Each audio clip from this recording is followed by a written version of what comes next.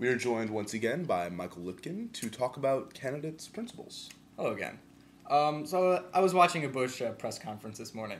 Really didn't have much else to do, and it was his end of the year sort of Christmas press conference.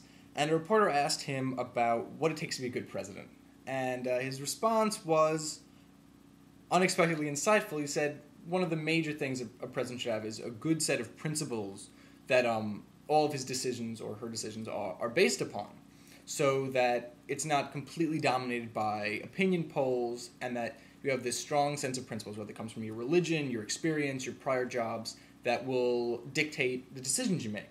And I was just wondering, what do you think Bill Richardson's principles are? Well, I mean, I certainly agree with the president there.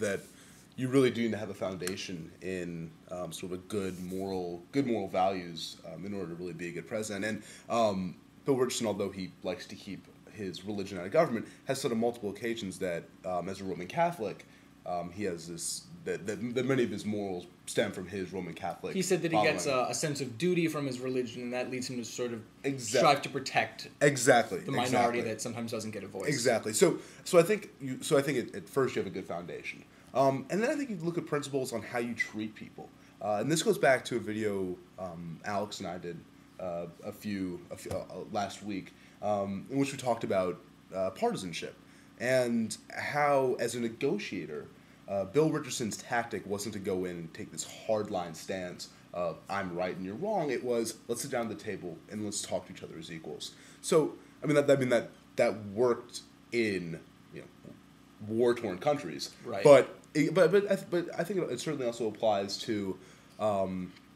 dealings with his fellow Americans. And not only fellow Americans, but with America and then the world abroad. Well, yeah. I mean, absolutely. But I think at first you start at home.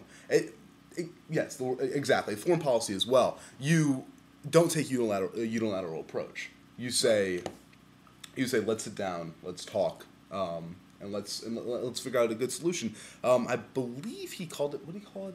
The new realism. Yeah. That's what he called it.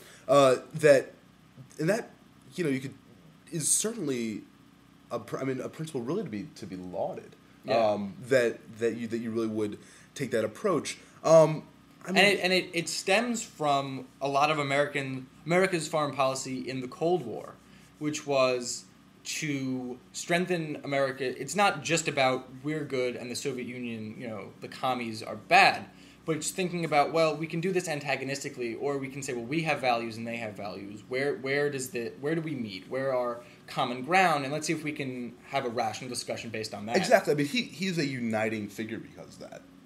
You have someone who, as we've just been saying, whose principles lie in which are central around bringing people together, bring them to a table. Right. So and that works not only for your opponents abroad, your opponents at home, but also just for anybody. I mean, it's just a way in which you live your life, a way in which you treat people on a day-to-day basis.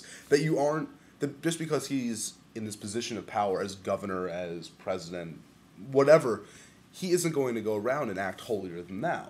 He's going around saying, I am a human being, just like you are.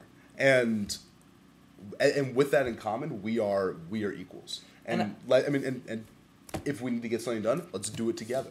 And I think your mention of day-to-day is really important because, the president does a lot of things, but his interaction with the public is certainly not day-to-day. Maybe it's once a week, once a month.